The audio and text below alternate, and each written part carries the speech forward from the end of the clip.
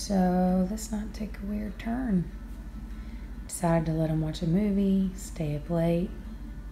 What'd you do? I put acorn. She put popcorn kernels in not one, but both ears. Yeah. So, We're at the doctor. yeah, we're at the emergency. Leave your bracelet on. Leave it on. Yeah. So there's no telling how this is going to turn out, but there are multiple popcorn kernels in both ears. It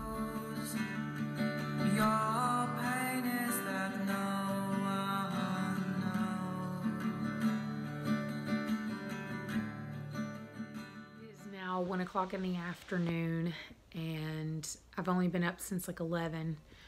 We got to the hospital last night around like 9:40 something, and we were there until about 4 o'clock this morning.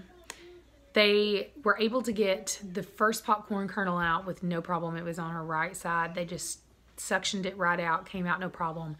The second one, when they tried to suction it out, it was slick with oil, so it slid further down, and now it is embedded into her eardrum. It was so tight, they were going to try a water flush. Water would just sit up on the top.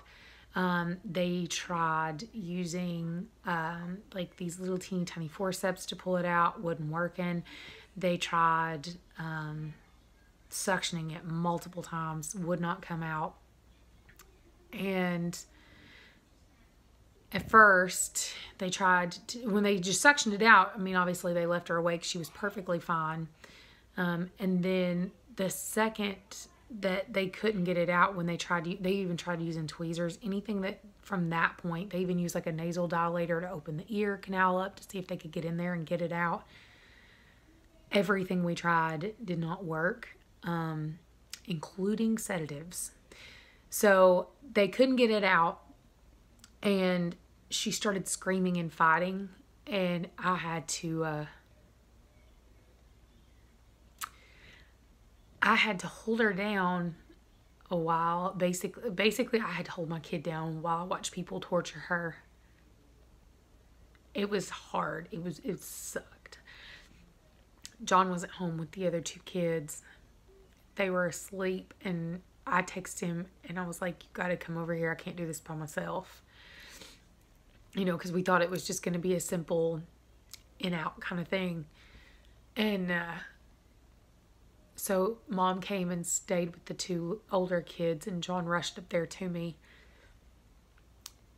They gave her a shot of ketamine in her leg, and she was like tripping out, but she wouldn't go to sleep. And he said, the doctor was like, I don't know how she's still awake. Like, we waited like 15, 20 minutes. He was like, I don't know how she's still awake. He said, I guess we'll give her another dose. So we gave her another dose of it. Still wouldn't go to sleep. So then they put an IV in and gave her a dose of Versed. Didn't phase her. She would lay down and go to sleep. But if you touched her, she would be like, don't touch me. She would sit up. She would fight. So they ended up giving her a third dose of the ketamine and a second dose of Versed. Still did not affect her. By this point, we had a crowd of nurses and doctors because they were basically coming to watch the freak show. They gave her the third dose of Versed, and he said, I can't give her anymore. She's 4 years old. I've given her 1.5 times the dose that I give an adult of both sedatives, and she's still fighting. By the time that they gave her all of that, we waited about 15 minutes, and she was, I guess, stoned enough to where we could hold her down and she couldn't fight as hard, but she was still screaming. And they tried to get it out, and he said, I don't think I can do this. Not with her moving. And the anesthesiologist that was in there, he was like, do you want me to bag her? The doctor, I could tell, was like beyond frustrated. He couldn't get her out. He couldn't get the popcorn kernel out.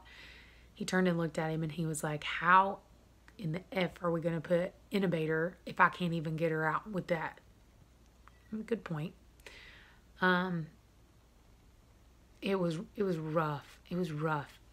And then John shows up.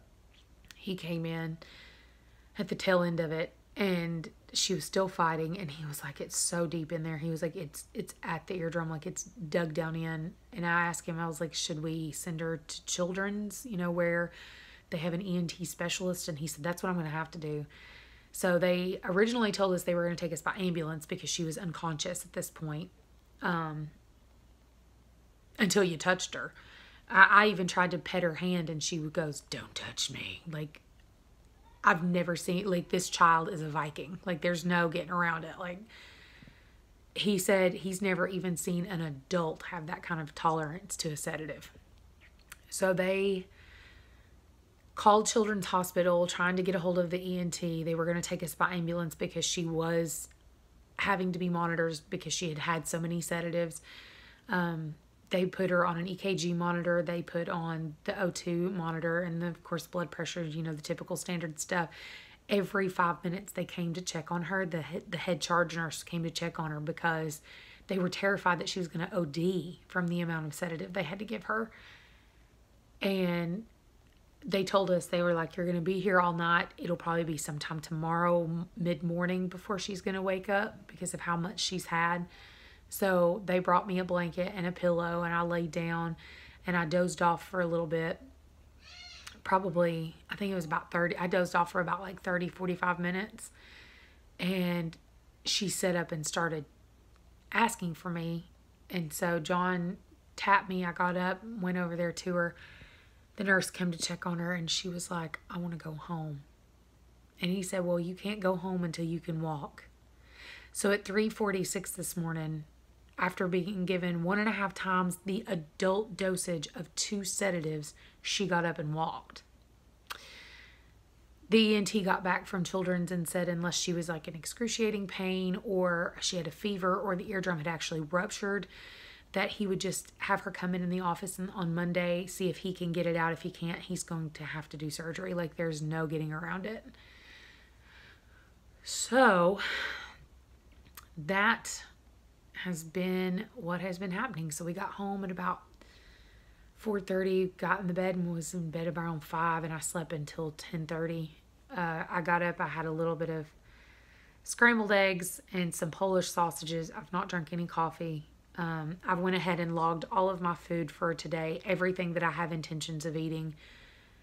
My nerves are kind of tore up a little bit, so I just don't think I'm going to eat a whole lot today. I put in what I think I'm going to eat or what I'm going to make myself eat. My calories are at 836 and my carbs are going to be at 10. Yeah, we had a rough night, a really rough night. And so we have to keep her quiet for the next couple of days, and then we go in on Monday. Positive, though, got to look for the silver lining. The positive is I broke my weight stall. I broke my weight loss stall. So I had lost 3 pounds, gained it all back with a period. This morning when I woke up, I got on the scale and I'm down 7.5 pounds. Like, it just me changing up, not having as many calories, doing the fat bombs and dropping out 1 meal a day, going to, just lunch and dinner, no breakfast, coffee, lunch and dinner, helped tremendously. So I'm not going to vlog for the rest of the day. I'm extremely tired. I just want to hang out with her. One cute thing though, the doctors gave her a teddy bear. She named her Popcorn. Yeah.